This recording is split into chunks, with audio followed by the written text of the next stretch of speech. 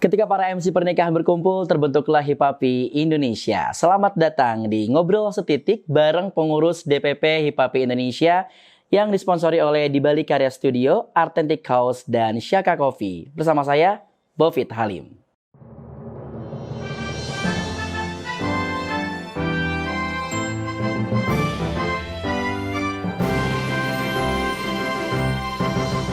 Narasumber kita kali ini angkanya sangat menarik. Angka keanggotaannya ini nggak pernah terputus. Angka favorit saya dan semoga rezekinya pun nggak pernah terputus. 008. Please welcome Winda Fitrianti atau Winda. Iya. Apa kabar Winda? Baik, Uni baru ngeh loh kalau angka 8 itu nggak keputus ya. Iya Uni. Ya. Itu semoga pertanda baik ya. Amin. Rezekinya, kesehatannya, kebahagiaannya nggak pernah terputus. Ini ngomongin nggak pernah terputus, rasa syukur, pas banget ya. Kegiatan Sosro dan Humas, sosial, rohani, dan hubungan masyarakat. Masya Allah. Uni, ini berbicara mengenai Hipapi. Sebelum saya tanya, awal masuk Uni masuk Hipapi, kenapa kok bisa angkanya 8? Pasti ikut jadi mendirikan tuh, bareng sama 001, 002 ya kan? Iya. Tapi sebelumnya sebenarnya saya ingin tahu dulu, awal mula Uni menjadi MC pernikahan. Itu sebenarnya kalau dibilang tanpa sengaja, bisa dibilang tanpa sengaja ya. Karena memang tidak pernah berpikiran untuk mempunyai profesi sebagai MC. Gitu. Sebelumnya karena cepat menikah, lulus setelah wisuda, langsung dilamar, setelah itu punya anak. Jadi tuh dalam pikiran itu nggak ada kepikiran untuk bekerja. Oh jadi gitu. Ini tim satset teman-teman. Satset langsung mikir, wah mantap. Iya kebetulan udah ada jodohnya. Padahal sebenarnya waktu itu masih pengen kerja, masih pengen S2 dulu gitu kan. Karena kan Uni dari Sumatera Barat kesini merantau, kuliah di Jakarta. Pastinya untuk bekerja gitu ya, tapi ternyata Allah memberikan jodoh lebih cepat dan akhirnya menikah muda. Nah punya anak langsung juga, tapi tiba-tiba, tapi sebenarnya bukan tiba-tiba sih, suami sih dari awal udah bilang, suami kan kebetulan bukan karyawan di suatu perusahaan, maksudnya bukan kerja di orang gitu ya, punya usaha sendiri. Jadi suami bilang silahkan Uni disuruh untuk bekerja karena dia juga sadar, kebetulan suami ini juga orang Minang, karena dia juga sadar Uni jauh-jauh merantau pasti harapan orang tuanya bekerja atau setidaknya berkarir gitu.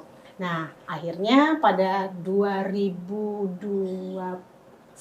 pada tahun 2003 waktu itu anak Uni yang nomor 1 sudah usia 4 tahun, yang nomor 2 baru usia setahun, tiba-tiba ada nih kakak suami yang bilang kamu coba jadi MC gitu, nggak tahu kenapa tiba-tiba tuh nyaranin jadi MC aja gitu kan. Sebelumnya tidak pernah terpikirkan ya? Sebelumnya sebenarnya kalau dipikir-pikir Uni itu udah MC dari SMP. Karena sudah ada di situ lah ya sedikit kelihatan. Dan setelah dipikir-pikir lagi basic pendidikan olah vokalnya juga udah ada gitu loh. Dulu tuh suka puisi, suka ikut lomba puisi, terus di SMA ikut ekskul teater kan, olah teater vokal masuk kan, tuh ya, olah rasa, olah kuliah vokal juga kayak gitu kan ya. Tapi nggak pernah kepikiran, cuman memang kuliahnya pengen di komunikasi karena waktu tahun 92 Uni mulai kuliah itu public relation itu lagi happening lah, booming lah di Indonesia kan ya. Nah kuliahnya memang di jurusan ilmu komunikasi. Oh jadi Asikom berarti? Fakultas Hubungan Masyarakat HI. Wah mantap. Nah itu, kakak itu nawarin, kamu daripada nggak ada kegiatan, coba deh ikut kursus gitu ya, segala macam kursus dikursusin akhirnya, mulai dari kursus apa aja? Kursus make up, kalau adat Padang tuh sunting kan, sunting, kursus pasang sunting, kursus salon, bukan make up aja, salon yang cuci rambut segala macam kayak gitu kan. Nah akhirnya terpolarisasi kayaknya, kayaknya bakatnya di MC gitu, karena waktu itu juga ada kursus public speaking juga gitu loh. Nah diwadahi oleh kakak ipar awalnya, diarahkan, akhirnya jadilah sebagai seorang MC kayak gitu. Di tahun 2000 yang profesional dan arti kata yang udah bener-bener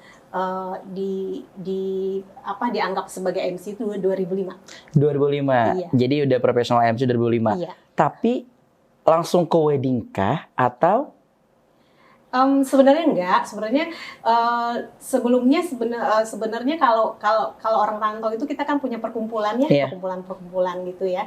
Misalnya acara halal bihalal, acara temu kangen seperti itu, MC seperti itu gitu ya. Atau enggak mungkin ada diminta oleh teman untuk acara-acara kantornya gitu kan.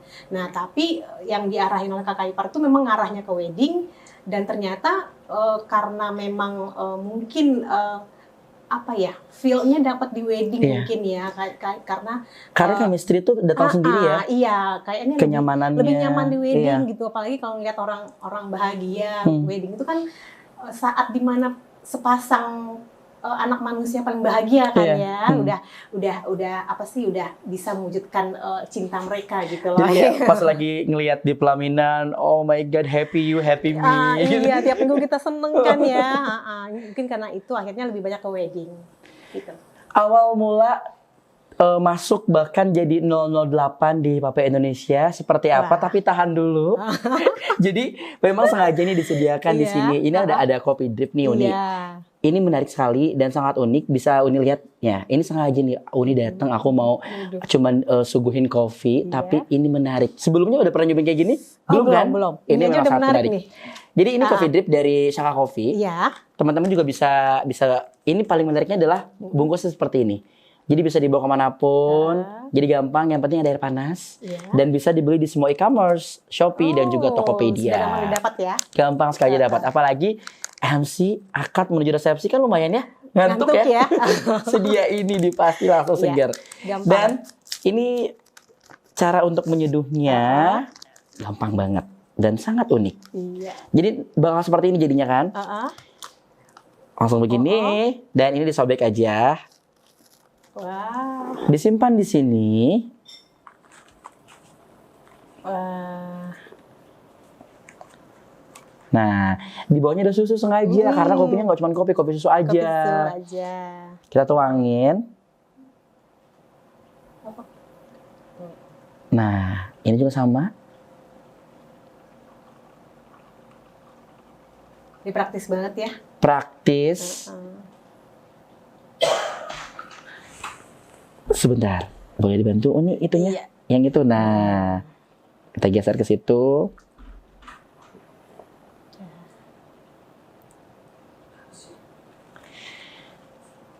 Biarkan dia melarut dengan susunya. Biarkan dia mengolah diri dulu Iya, ya. sambil menunggu kita langsung lanjut dengan pertanyaan yang tadi saya utarakan. Yang 008. Awal masuk di Hipapi 008 ya? Indonesia. Jadi kayak Saras kan? 008 ya. Siap. Iya, betul. Uni masuk Hipapi Indonesia sejak awal Hipapi Indonesia berdiri. Iya. Dan kebetulan juga dengan teman-teman yang lainnya, Ketua Umum, Mas Budi, Sekjen kita, Haris, Mamon, Mbak Mona, ada Uda Fadli, dan beberapa yang lainnya, kami mungkin bisa dibilang tim awal dari Hipapi Indonesia, cikal bakal dari Hipapi Indonesia gitu. Nah, itu mungkin juga yang menyebabkan nomor anggota Uni, Tevita juga tadi yang Mbak Vita ya, nomor anggota Uni itu nomornya nomor kecil gitu, di bawah nomor 10 gitu, seperti itu. Jadi sejak periode awal. Sejak periode awal. Sejak awal. Jadi kalau tadi kalau beberapa teman, salah satunya Tevita itu kan awalnya dari wedding singer, lalu tiba-tiba kenal sama Uni Radel, akhirnya ngobrol, masuklah Hipapi Indonesia. Kalau Uni sendiri itu awalnya gimana bisa masuk jadi anggota seperti itu? Hipapi Indonesia itu berdiri setelah tahun 2020. 2020 betul. 2020 Pas pandemi. Ya, pas pandemi ya. Dan itu Uni sudah kurang lebih 15 tahun ya. Kalau 2005 berarti 2015 tahun ini. Menjadi MC pernikahan. MC pernikahan Iya. gitu. Jadi memang sudah kenal.